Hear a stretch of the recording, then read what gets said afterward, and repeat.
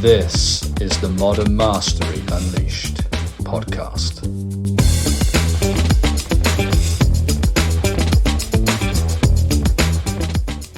Hey everybody, welcome back to Modern Self-Mastery Unleashed the podcast. We are so excited because we have Jaime Blair, our guest expert for today, and we are talking about personal branding.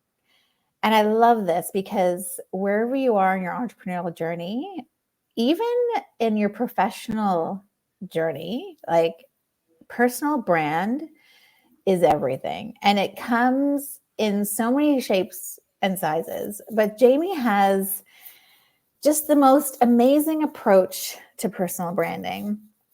She also runs a networking group called Goldilocks.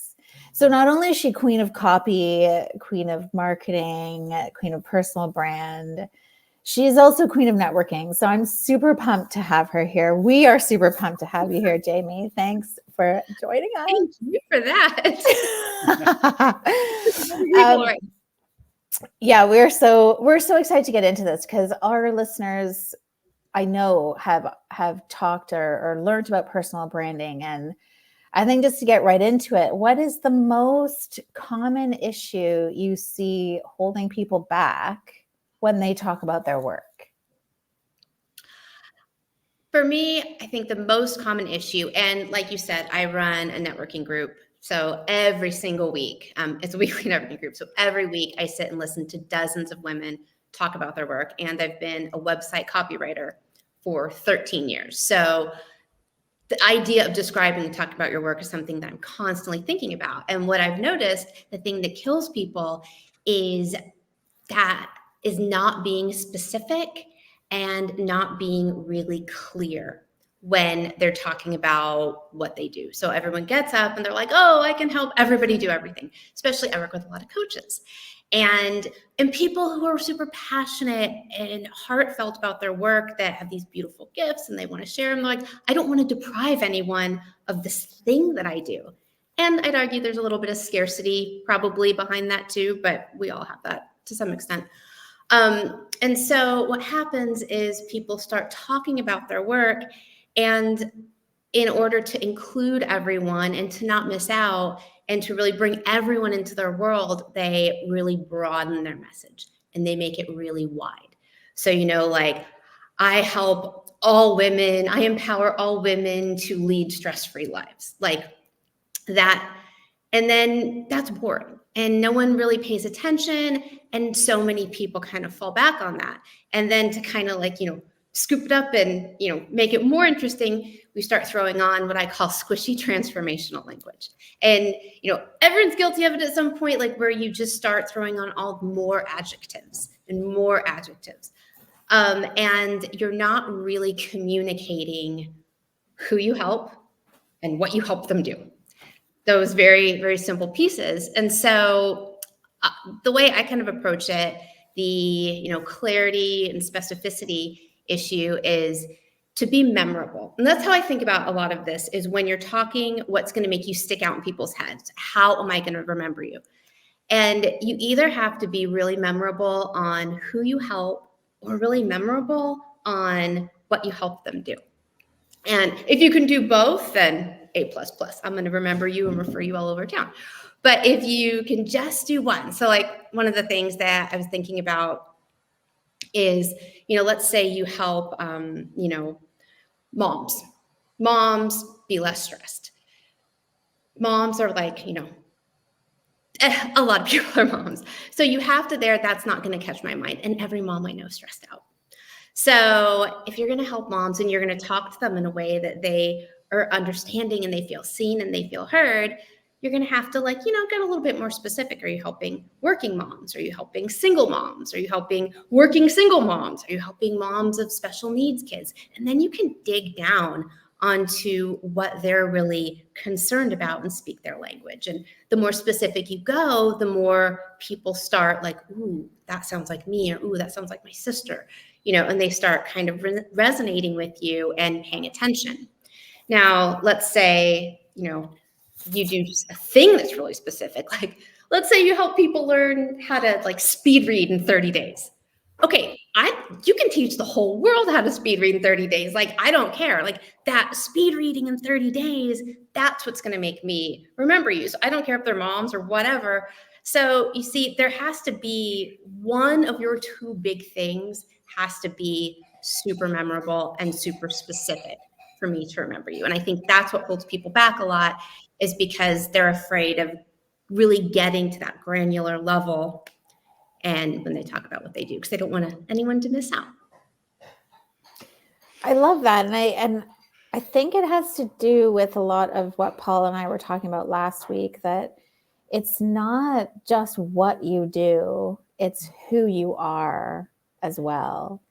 And I think it's so interesting that you're talking about these two components, because they say that as an entrepreneur, you always help someone that you used to be somewhere on your journey. And so when you really know yourself, you know who you are, you really have that power to influence and really help others, but through your own brilliance and knowing yourself so deeply, right? Like, it's really fascinating to me that it's so much more about the who than the what, but bringing these two important elements are so key. What is the most important question someone should be able to answer if they want people to understand what they do and who they are? I think the most, and before I answer that, real quick, what you just said, because you hit on something super powerful there, is it is so much about who you are, who you bring to the table, how you show up unapologetically as yourself. And that's a huge part of what makes you memorable. And like a lot of the things I see with the clients I work with is, we've all been kind of brainwashed to like, dim our lights. Like, you don't want to be too extra. You don't want, there's so much of that. And then we've been told, especially, we all work with coaches, and we kind of like put ourselves in these different boxes, and we're always trying to like be, what someone else thinks we should be, or someone else has told us to be. And I think there comes a point in everyone's journey where you're like, no, I need to be myself. And a lot of people who come to work with me, that's one of the things that they're overcoming. They're like, well, this is what so-and-so said I should do, but then this is really who I am. And they almost need permission to be themselves, which sounds crazy, but we all do that. We all need someone to say to us, like, you know what, hey, like, you're worth listening to. And so that's a huge reason, like in my work, we work on what I'm going to talk about in a second, but, it's who you serve, what you do for them, but also what is your perspective? What's your unique perspective? And what is your unique personality? And how do we bring all of that to the table? Because that's what makes you memorable. It's not, I remember Natalia for like a lot of things about you more than just what you do. And so it's showing up, just fully self-expressed like that makes you so memorable. So I love that you said that. And to answer your question, the one question I think everyone needs to be able to answer is, what problem does your business solve? And I stole this from, shout out to this wonderful woman named Camille Miller. I was in one of her networking calls, and she asked that question. And like 1,000 lights went off in my head, because I'd always thought about it from the sense of what results do you get? But then, because I think a lot about listening to what people are saying in a way like, how am I going to refer you? Like, how am I going to process what you're talking about? And being able to articulate, hey, my business solves this problem, because problems are what people are talking about. So when I'm out in the world listening to try to, listening and thinking like, my head's always going like, who do I know that does this? It's less often that people are saying, oh, these are really the results I want. Sometimes, but it's often people are like, oh my gosh, I'm really struggling with this. Here's my problem. And so if you really lead with here's the problem my business solves, then it makes it easier for people to, be thinking about that and associate you with that when they are out in the world, hopefully thinking about you. Well, that's incredibly powerful, isn't it? When you think about our biological wiring, is that I think we're at least 3 times more driven to move away from pain than toward a pleasurable outcome. So it's like when I work with people and they talk about vision, and sometimes they can't seem to take the action to follow through on what they want to do. And so where does the activation energy come from? So if it's not drawn from the vision of what you really want, and that's not big enough to pull, then there's got to be the anti-vision that comes into place, because we know what we don't want and what are the consequences that are racking up because of that.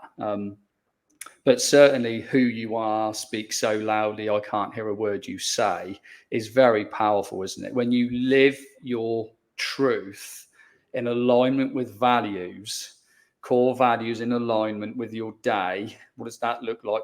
Do they match up? Then all of that becomes clearer, doesn't it? When you speak about the problem you solve, I mean, that's just so powerful. It's like what cuts through, what's cutting through instead of general. Like I hear so many people talk about the process. What do you do?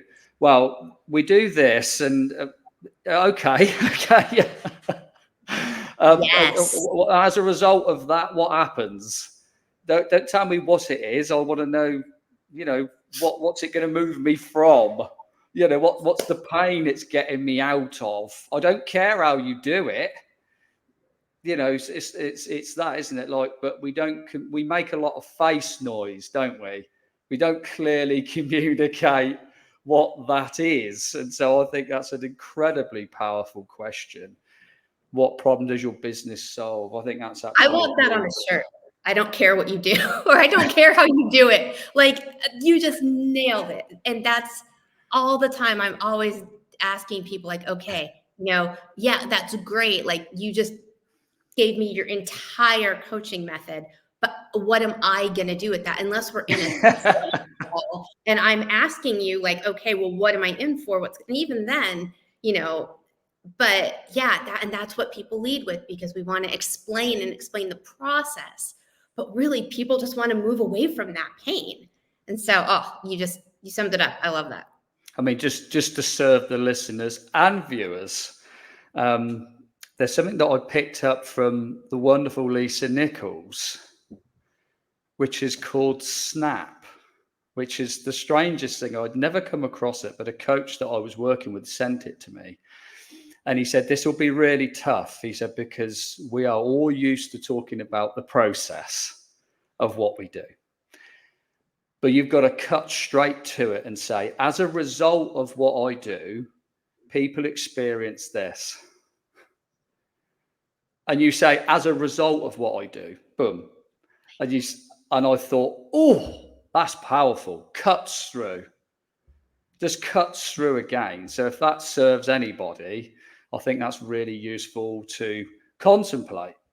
But it's quite tough, because you're tempted to go into, well, we talk about this, we talk about mindset, and we go through these modules and we do all these wonderful things. But it's like, as a result of what I do, our clients experience this, which means, and I think that's just so powerful, because we really want to cut through, don't we, with that messaging. And I think that speaks loud and clear to exactly what you're saying. So this is really good stuff. I really love it. I love it. And I think another piece of it, and all the stuff we're talking about, is preparedness. And like in the networking course that I have, like, 2/3 of it is about how to show up, how to prepare, all the background stuff you need to do. And you need to have these questions answered, like really understand that. And that's why I think it's so useful to have these conversations and talk about these things in ways that people don't normally hear about, because when you ask people a question in a different way, they haven't thought about it, and it's like, ooh, and then you start thinking about these different ways to figure it out. But actually sitting down and taking the time to map out. And that's another thing that I see is that people are like, yeah, they just start talking, and a lot of people that come to my networking group over and over, they're like, oh no, Jamie's in the room with us. And I hate that. They're like, no, we have to be on our game and say our thing right. It's not true. You don't. But even if that encourages people to, prepare ahead of time and to really be intentional with what they're saying and have these things figured out. Because it's the root of everything. It's your website copy. It's your social media posts. It's what you talk about on podcasts. It's everything that comes out of your mouth about your business needs to be consistent and aligned and clear and with intention. It's just massively powerful. And how do you feel about, I suppose it touches and it speaks to what Natalia said to start with about being perfectly positioned to serve the person you once were. I think there's a lot of power to that. If you truly know yourself, if you don't, You're on a little bit of shaky ground. But like you say, we're so conditioned to seek permission. And I don't think any of us are immune to that to some degree. But I think that comes back to, because human behavior, I just love researching and looking into. But of course, the moment we go to school, we do a bit of work that's held up to the teacher and they say whether it's good or not, and you're compared to somebody else, all of that sort of stuff, which happened to my niece, which, my temperature raised ever so slightly because she obviously wasn't as good, because the teacher said, well, this young lady's done 3 times what you have on a piece of paper, right? So obviously she thinks, well, I'm not as good, and that's what we're doing. So that conditioning of learned helplessness goes on throughout the moment we go to school until we leave. And then we wonder why we need our hand held all the time or to seek permission for all these different things. And it's because we're conditioned into learned helplessness. And so that's quite a big deal, isn't it? But I think stepping into your own power like that, of saying, standing in my truth, in my bigness, and that means it's not the critic that counts. We go back to Teddy Roosevelt, don't we? It's not the critic that counts. It's you getting into the arena and knowing that you're going to take that criticism and knowing that you're going to have to be relatively specific into what you do so people can refer you. It's an incredibly powerful, simplified method that you talk about. And I think that's so needed now in so much of a noisy environment, from people trying to put themselves out there and kind of hide at the same time. And we've instead of really stepping into it, are being geared into half-arsing everything we do and wonder why we don't get 80% of the result when we do 80% of the work. It just doesn't work that way. You've got to be all in, haven't you, for the universe to say, okay, he or she means it. We might as well meet them where they are and just give them a little helping hand here, or test how much they really want it.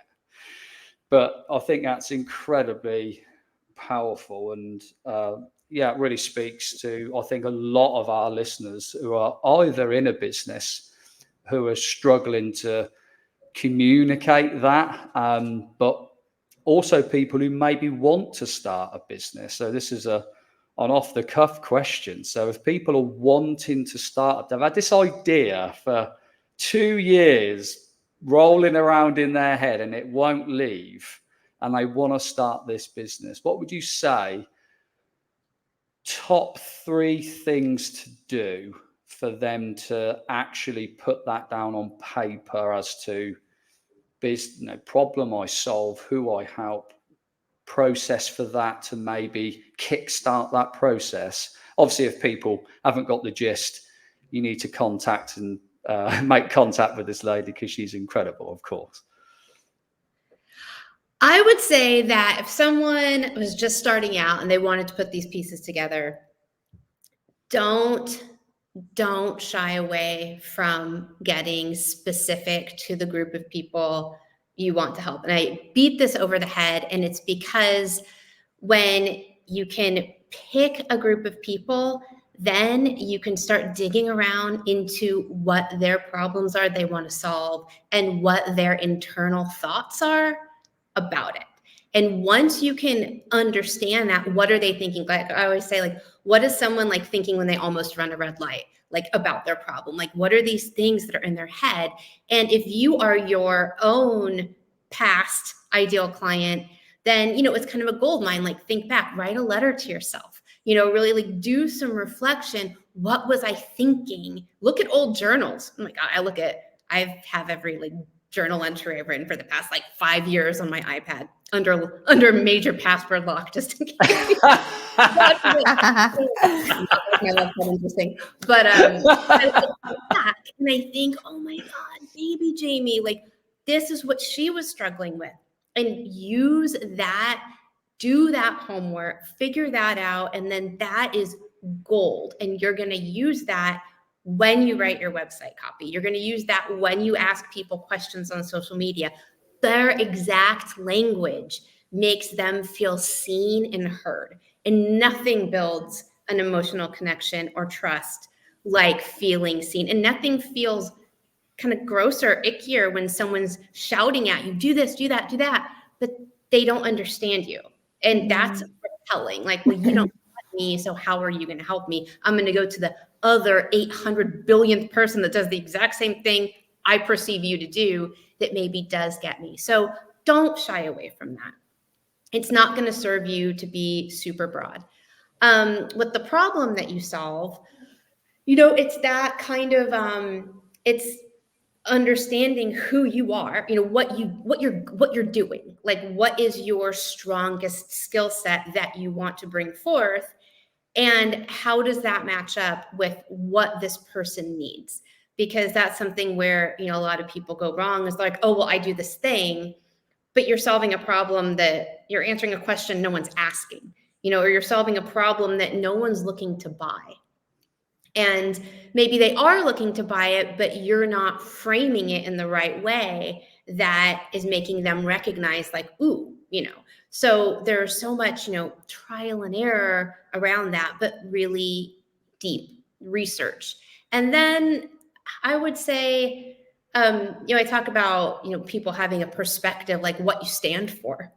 And I think that can kind of be mixed up with, you know, your personality and how you kind of show up and come through. But, you know, what do you talk about outside of work? Like what makes you different? What makes me remember you in a different way? Like, so, and some people have, you know, really amazing, like social justice things that they stand for. You know, they have, you know, great stories or like their own hero's journey or something that makes them really memorable. But if you don't, which is fine because we all don't have that, you know, what is just something that makes you fun or unique or, and I think by considering that, it kind of helps you grant yourself permission. Like this is a piece you have to have. And so, okay, I can't fake it because I have to be into it. And so that kind of helps starting to let you come out, and then just go screw up all day long. Go make so many mistakes. I was a like awful perfectionist, like hardcore anxiety perfectionist, couldn't do anything. And I just finally, with coaching, and I think that's the beautiful part. And I've had absolutely amazing coaches, is I think that's the role of a coach, to push you out of your comfort zone, to make you hold yourself accountable, to go make mistakes. Because no one can tell you what to do. The like needing validation and needing like, you know, the learned helplessness, that's what we bring to the table. Like a good coach isn't trying to do that to you. You know, they just want to push you to get out of your own way, which I know is such a cliche, but I mean, it's the truest thing ever. And so that would be the biggest thing, is just go screw up. Go make a sales page and see if anyone buys it. Go try something and see what happens. And then when you fall on your face, which unless you're some sort of unicorn, you will, get back up and be like, okay, what did I learn from that? I can't tell you. I'm so fast now with, okay, what did I learn from that? All right, I move on. I mean, now, like every time, maybe it's like too much. Every time something goes the way I don't want in any aspect of my life, it's like, what's the lesson? Okay, that's the lesson. All right, now I'm on. That's the way I think you function. This is why I love you so much, Jaime, and why I was so excited to have you on, like why we wanted you so bad on the show, because I mean, you've also just recently done something super amazing, like move across the world. And I can totally relate to this. So I just want to just celebrate that for a moment, because you moved from...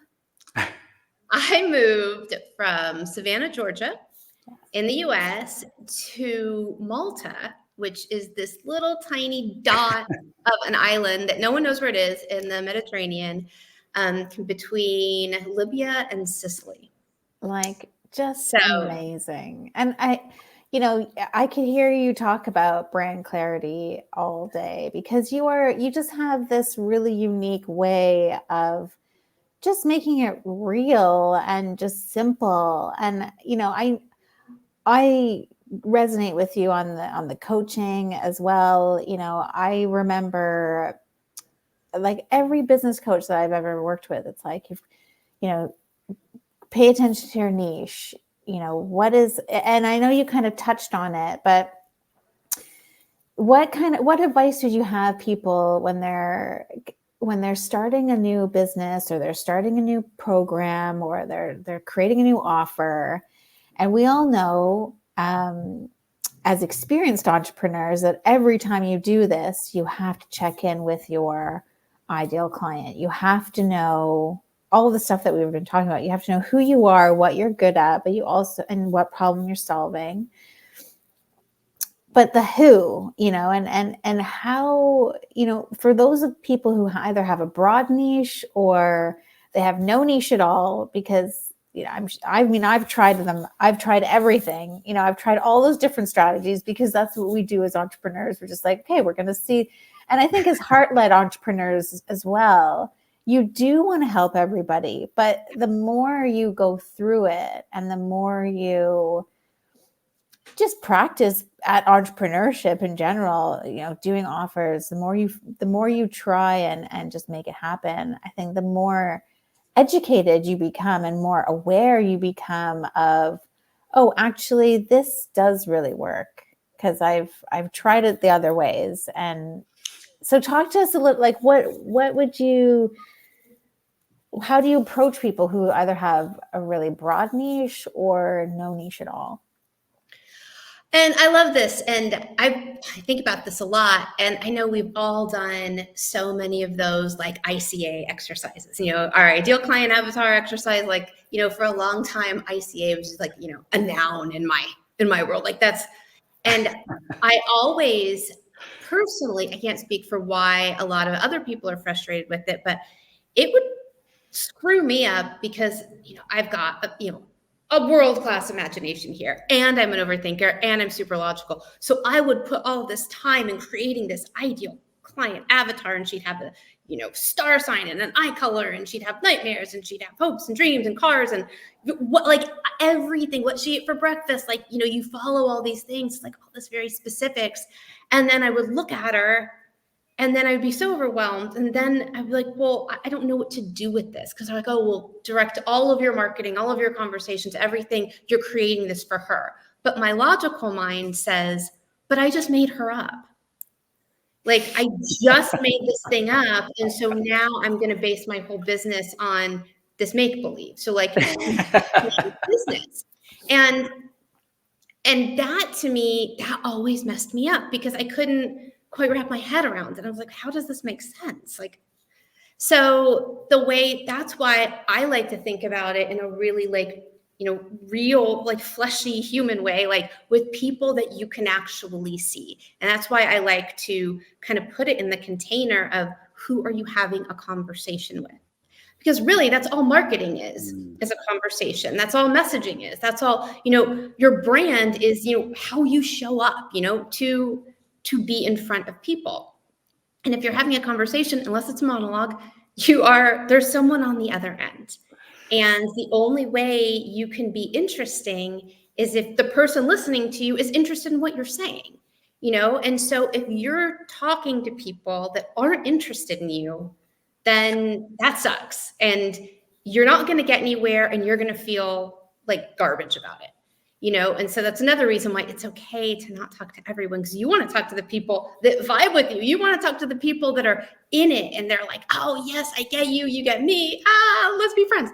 Those are the people who you want to talk to. And so the way that I kind of approach, like I said, there are very good reasons for business development, why you want to have a target market. You need to know where to find these people. You need to know like where they hang out, all these things. But for my idea of my substitute for a niche, as I call it, the golden thread. Because everyone was pushing back against the niche. I'm like, how can we make this lovely? What's the golden thread when all your favorite people? So okay, all of the people that you have helped or that you want to help, real people that you can visualize that exist, whether you've worked with them or not, what is that thing that they all kind of share that we can all talk about together? So if you were going to invite all of these people to a room to talk to them, maybe literally, maybe you're hosting a talk, why are they all coming? What is the reason that they're all coming to hear you talk? It's not because they're all women, or because they're all entrepreneurs, or, there's more to it than that. So do your homework and really dig around what is the thing that they all want to hear me talk about. And that is where we're going to focus our conversation and go from there. So that focal point is then how we're going to unpack it with them more. Okay, if you want to hear me talking about personal branding, then, we're going to talk about that. And then I'm going to dig a little deeper, and I'm going to address the frustrations that people have with it. And then I'm going to, go deeper and deeper and deeper. And so it really is the same thing, just put in a real context that you can envision, instead of just making some stuff up and then talking to your imaginary client friend. It's okay, I'm going to be in a room with these people. What am I going to talk to them about? What do they want to hear? What's going to make them think that I've got something worthy to say? How can I be useful? How can I serve? What can I do here? And so that, to me, is what I hope people work out, is that golden thread. What is this thing that connects them? Because they could be different demographics, industries, all over the world. But what is that one thing they have in common that is where I come in? I absolutely love that. And the concept of the golden thread. Yeah, right.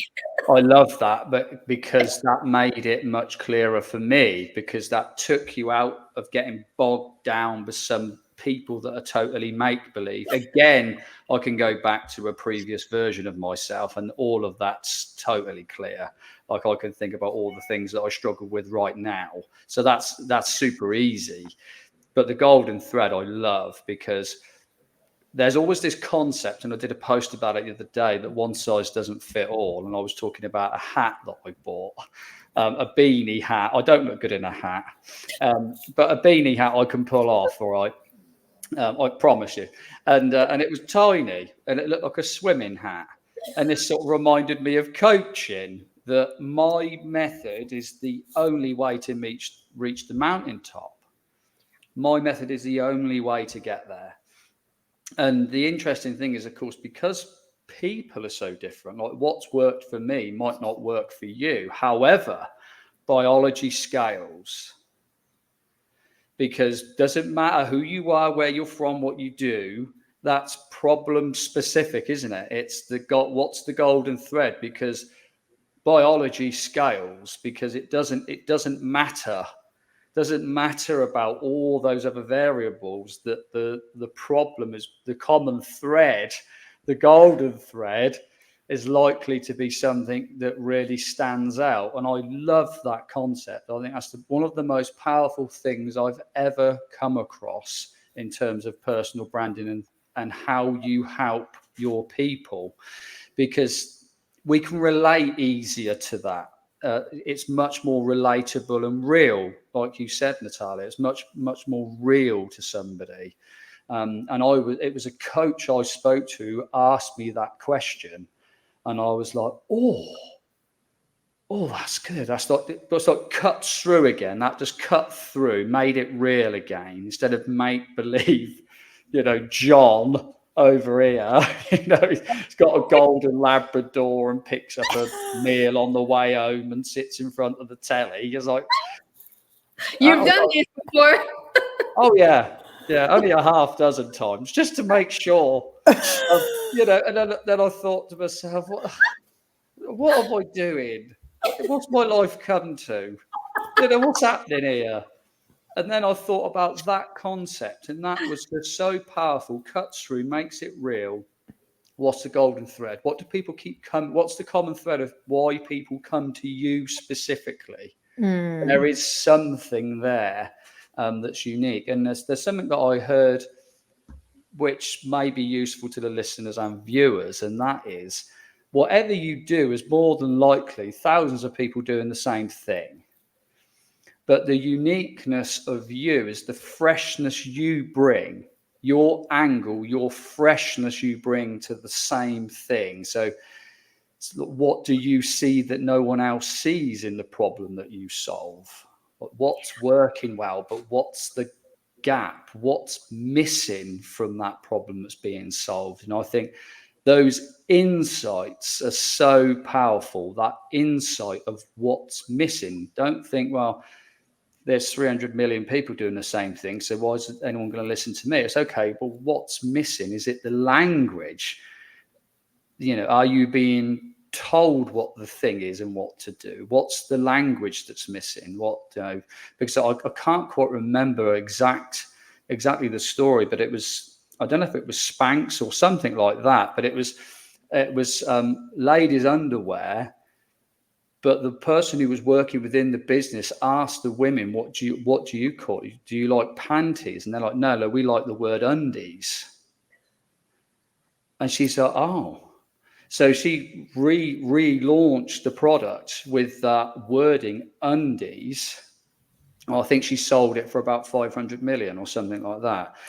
It's the long and short of the story. From an insight in exactly the same field, just from an insight of language, like you say, what's the language that they use? But if you don't want to look into that, you could always pick John, the avatar with the golden Labrador who drives a Range Rover, who picks up a ping meal. I mean, you can do that as well if you like. You. And I think one of the things that pops into my head when you're saying that is goes back to being, when you're thinking about the gap and how do you see things differently, and how do you only find that out by trying things out. So like I said, I've been a copywriter for 12 or 13 years. And so I had that. I mean, don't ever come to me with SEO. Like, I will fail you miserably. Like, that's not my thing. I'm good at helping people create an emotional connection with. And so I wrote bios for a long time. Like, that was always sort of my thing. But it wasn't until 2 years ago that I started my networking group, which was just as part of, a coaching program I was in. And that was a step, having a free thing to invite people to every week. It was just like a marketing thing. Just get people in your world, like, hey. And it was successful on day one, just immediately. It was just like, people love it. 2 years later. But what I learned in that 2 years and listening, and it's just market research every week, like I've got my people in a place hearing them talk. And that is where I figured this is the problem I want to solve. And I wouldn't have known that if you had just told me, when I first started doing networking stuff, I would get so scared talking about like doing my introduction, I would rehearse it and rehearse it and rehearse it.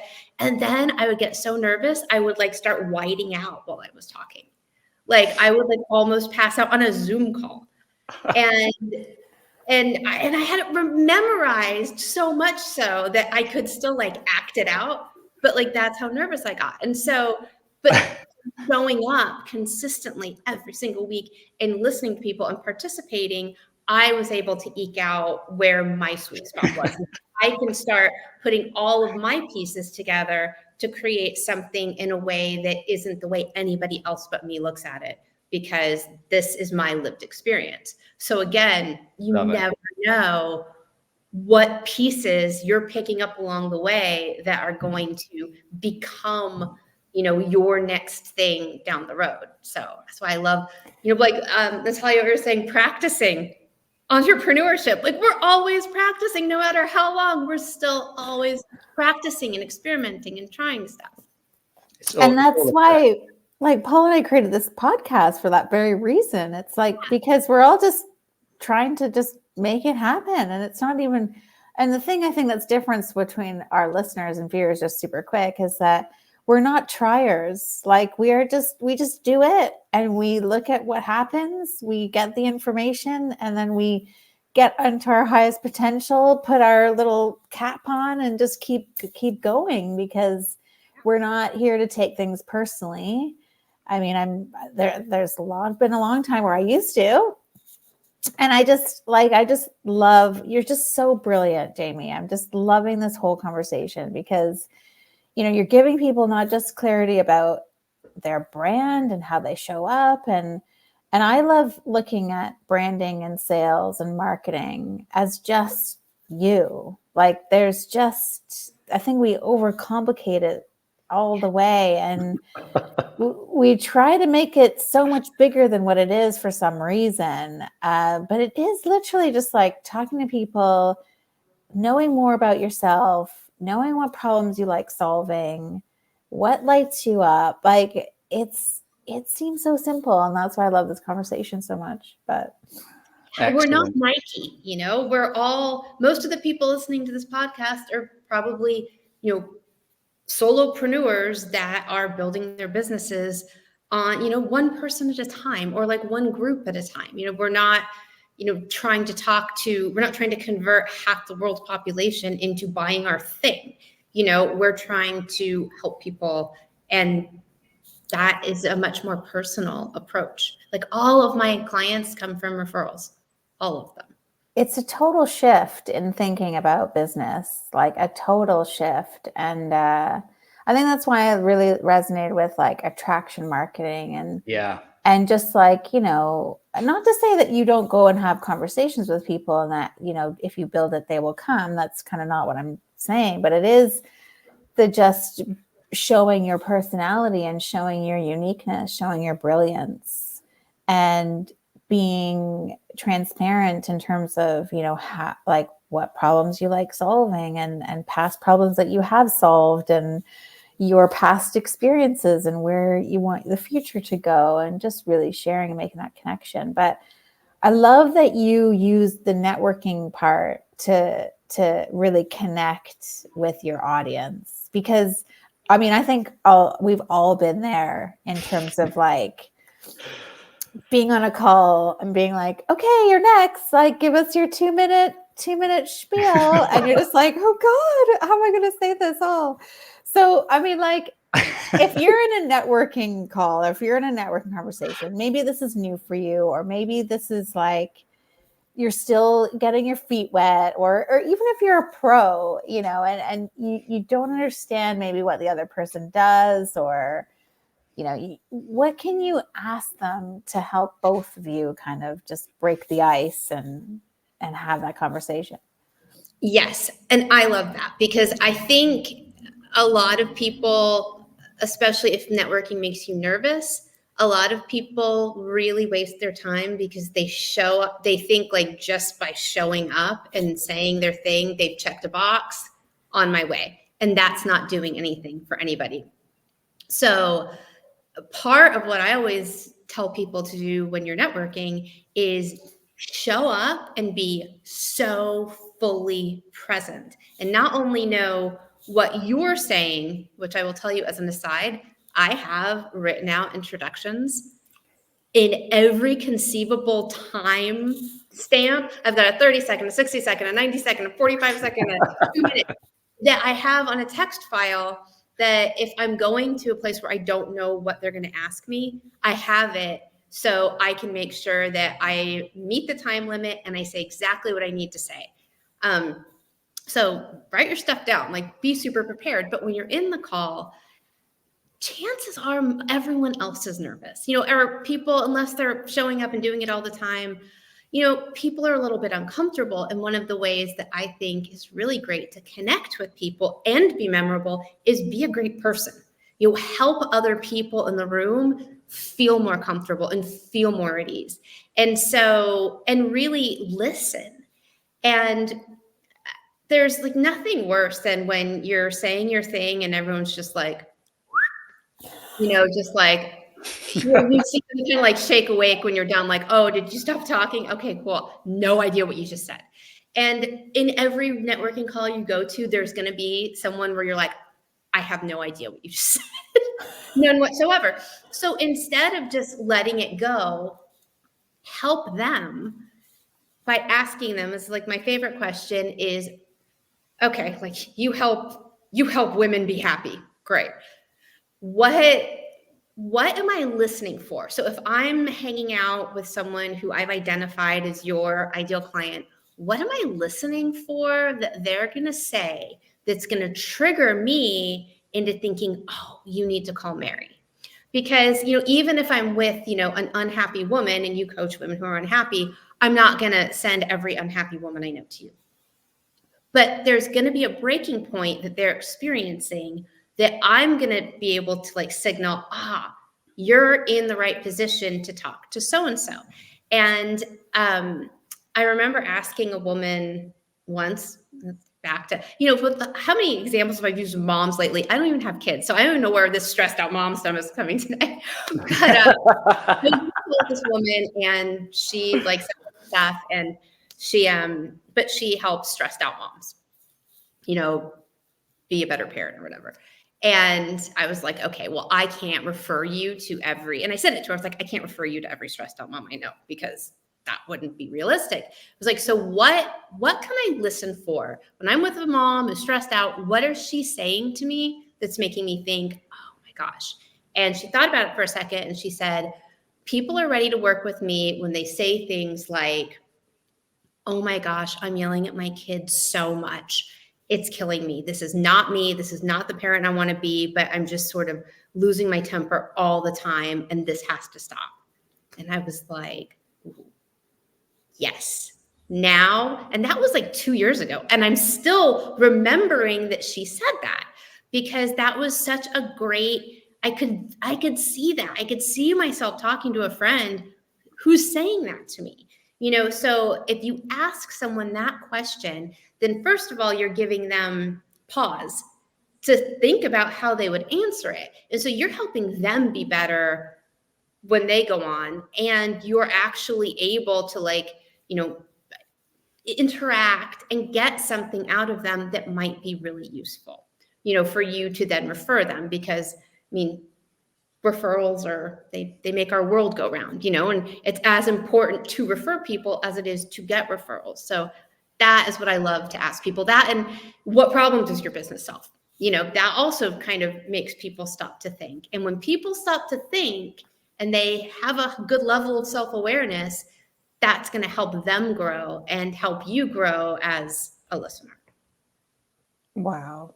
This is just excellent. Gold, everybody. This is just pure gold, Jamie. You guys are setting me up for a great rest of my day. Well, you're setting us all up for a great rest of the year and a great start to 2024. My goodness, this is super powerful, because I think a lot of people, especially our listeners and viewers, are reflecting at this time. It's if we haven't already, it's October 30th. We're about to head into November. usually we're setting our goals in like September. Okay, Q3, let's get Q4, let's get ready, like Q1 next year. But it's just amazing. Unbelievable. I really love that, because you just, again, we're cutting through as to, let's bring it down. Like, how do I know how to refer people to you properly? Because we all have our own standards and level of reputation to think about when you refer somebody, don't you? So we got to feel like we're all doing it right. But I love that, how I've been teased that out of other people. I think that's just absolutely fantastic. Never heard that before, and I love that. I have a question for you. Is there anything you believe now that was a contrarian belief? So something you used to believe years ago that now you're like, no, it's not that anymore. No, I totally disagree with what I used to believe. Oh my gosh. That's a great question. I would go back to the perfectionism and the idea that anybody is paying attention to you. That the worrying about what people are thinking and then not putting yourself out there. I think especially when we're starting out or when we're in a low place, we become hypercritical, or at least I did. Like I was judging people further along than me, trying to like poke holes in their, like, trying to make myself feel better, which is terrible. Because I was so scared. And I think that I believed that we had to be perfect and we had to show up flawlessly and have all of our ducks in a row and be all knowing, all seeing, all powerful to then start and to be of service. And it's just so not true. And I think that's probably one of the biggest lessons I've ever learned is what counts is showing up and doing it over and showing up and doing it again and again and again and again. And you're always going to have sucky times. You're always going to put something out that's kind of crap or that no one wants. And it's okay to change that up, but just don't ever let yourself just get over the fact that anyone's judging, anyone's caring, because even if they're thinking about you for just a split second, which is another reason why it's so important why we have to work to get attention. We have to work to be memorable. Like that's a lot of work we have to put out for anyone to even know we exist. But we sit back and we stop ourselves from even starting because we're worried about what everyone's thinking. No one's thinking about you. Nobody cares until you give them a really good reason to care. So yeah, that would be my answer. Is just, I used to think everything had to be done perfectly before I could release into the world. And now I know that's just not true. It's just not true. Just go for it. Just make it happen and see what happens. I love that. I think it was Kate Sincero. You're a badass. Yeah, Jen Sincero. Thank you. Sorry, Jen. Jen Sincero. I love that book. Just try it. Just see what happens. And that is just how you move forward. And I think just the last question we wanted to ask you, because you're so hitting it on the networking stuff for us today as well. But what's a good way to gauge if your network knows how to refer you correctly? And I threw this out to my email list a couple weeks ago, and I was really surprised with the responses that I got, because we all have in our heads this idea of what everyone's thinking about us, which they're not. We have this idea in our heads that we know what we are, who we are, and we assume everybody else knows it too. And what I think what you can do to find out what people know and what people really think about you is ask. Ask like 5 people who maybe aren't your best friend, but they're like, solid business buddies that would be people who are in a position to refer you, and ask them like, hey, how would you describe what I do? And how would you refer me to someone else? And see what they come back with. And it's surprising what people are actually have in their heads about you versus what you, especially if you've pivoted. And I don't know anybody who I have met in my entire entrepreneurial journey who has not pivoted. Everyone's pivoting because we're all practicing. We're all figuring it out. We're all seeing something else that lights us on and moving towards that, and figuring out what gaps we fill, et cetera, et cetera. And that's another reason why this personal branding part is so important, is because we move on, but the people who we knew, who we last talked to 2 months ago, they're not caught up. And so really understanding who like the most valuable people in your network, how they currently think of you and your offers and what you even do, I think is really important to keep up with that. And so that's why it's so important to nurture these relationships too. Like talk to your people every month, even if it's just going back and forth on email or having a coffee chat. Keep up to date with people so you know how to accurately refer them and they know how to accurately refer you.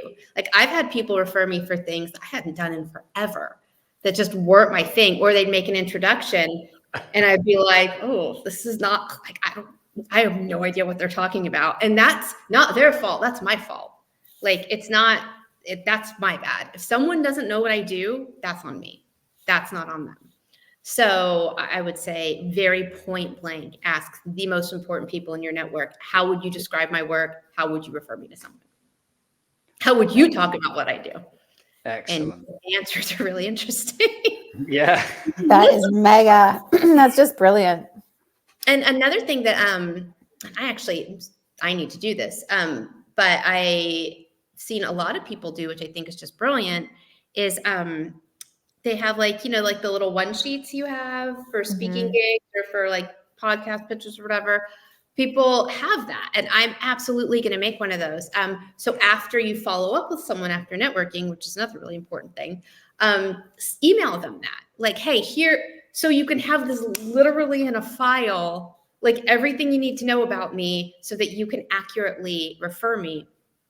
And keep it so simple, super, super simple. Like, don't make it pages, make it something I think people don't read. And I'm a writer, and I can honestly say people don't read. Just make it short and simple, and give that. So. That is a genius idea, just to help people share more about you. People just like that, like make it easy for people. Yeah. And what's in it for me? Well, like you also have to answer those questions. I'll never forget that from Salesforce. They talked about with them, what's in it for me. And they kind of did that when they were looking at, this is going back to my corporate days when we were doing business solutions, but when we would go into teams and help them with their CRMs and stuff. And it would be just asking those, like, why should I do this? Like, why should I enter this information? What value is this going to add for my day? Like, how is it going to inform my decisions? What's in it for me? And I think people need to know that. And I know that you have a few things that you talked about that you do. You've got the Goldilocks networking that you run every Wednesday. Yes. And that's just for women, right? Yeah. Oh, just for now. Sorry, team. But yeah, and I know you have like a course, like how to talk about what you do. I think that's what it's called, right? It's being released in, oh my gosh, in a week from today. Wow. Yes. So it's an online course, and this first group, which people can join until next Tuesday, or the 7th. I don't know when this airs. There's going to be a live Q&A component every week. So it's going to be a digital course, but there's going to be live support throughout. And I don't know what that's going to look like afterwards. Maybe be the best thing ever. And I'm like, ooh, every iteration after that's going to have it. And maybe it won't. I'm experimenting. And then I have a mini course, which is called Superstar Networking. Didn't overthink the title on that one. that was one of my better done than perfect. I'm like, oh, what would be fun? Let's call it Superstar Networking. So that's the name of it. But it is my whole, how to talk about what you do course is about everything that we talked about today. The Superstar Networking course is it's my strategy for how to network effectively and efficiently and get more referrals, get more clients, and make it a really good use of your time. And so it's everything you need to do before the call, including a template to write your introduction, what you do on the call, which, is about how you interact with people, how you show up, how you present yourself, and why all these different things are important, some etiquette stuff, and what to do after the call, which after the call, people just dump, like call, done, check, moving on, and you never hear from these people again. And then you've completely wasted an hour of your life for nothing. So then all the ways to keep organized after the call and nurture your relationships. So everyone's like, oh, I don't want to pitch fest. I want to make friends and build relationships. Great, do that. But you don't build relationships by not ever talking to anyone again. So how do you keep that organized? How do you I have dossiers on people, how do you keep, so you're a valuable member of their network. So they're thinking of you and you're thinking of them. And so that is, it's super easily digestible mini guide. It's audio and written and available now and always. And you have a $50 off promo for our listeners as well for that one too, right? And everybody, it's Mastery, Mastery. And then of course, Jaime, this has been incredible. We are going to be opening up a premium membership for our listeners as well. And we would love to have you back just to even give some extra golden nuggets inside that container. Because I just think that I just love the way, and I'm sure Paul would agree, like the way that you describe personal branding and just making it more humanized and addressing the real pain points that entrepreneurs like ourselves have when we talk about stuff like niching down and getting clear on your avatar and, what's a personal brand and all of these things that we've all been trained on, coached on at some point in our lives, but we all just have this underlying feeling about it, like, but listening to you is like, that doesn't feel like that anymore. It feels like, oh, I get to hang out with people that I'm going to be, solving their problems for. Like, and it does make it so much more intentional and real. And I think, for a lot of us, we always hear, if you don't have sales in your business, then it's just a hobby. And that's not what any of us want. We all want to create these really successful businesses where we have incredible impact on people, on planet, on our families, like, everything together. So thank you so much for this. This has just been incredible. Thank you. And just to finish off with what you just said, is when you put this stuff together and you do look at it in a different way, then you show up as it's something that you're excited about and you don't feel weird about making offers. You don't feel weird about selling because it is so aligned, because you are thinking, oh, I get to help these people. I get to solve these people. These are my favorite people. I get to solve their biggest problem with my natural genius. Oh my gosh, this is so perfect. So when you do go to talk about it, you're like, oh my gosh, I can help you. Oh, here's my thing. Like, there's no hesitation and there's no self-consciousness. Like, it's like, yeah, I do this amazing thing. It'd be perfect for you. Do you want it? Like, no big deal, because and that's a sales offer, and there again, and that's what keeps our entire economy and our world and our lives flowing. So it does help on that sense too. It helps. I love it. Helps the way you show up all the way around. If no one has had a mindset shift after this podcast episode, like, I don't know, you need to go back and listen. You need to be present. Like, this has just been absolutely incredible. Unbelievable. You guys have been amazing to talk to.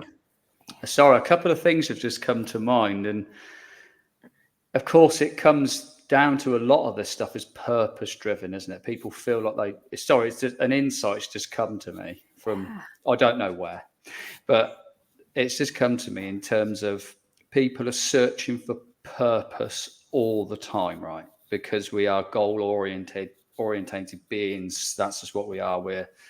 Our orientation is, where am I going? What am I doing? I need a purpose, right? So, and instead of constantly thinking, what's my purpose, is who can I help?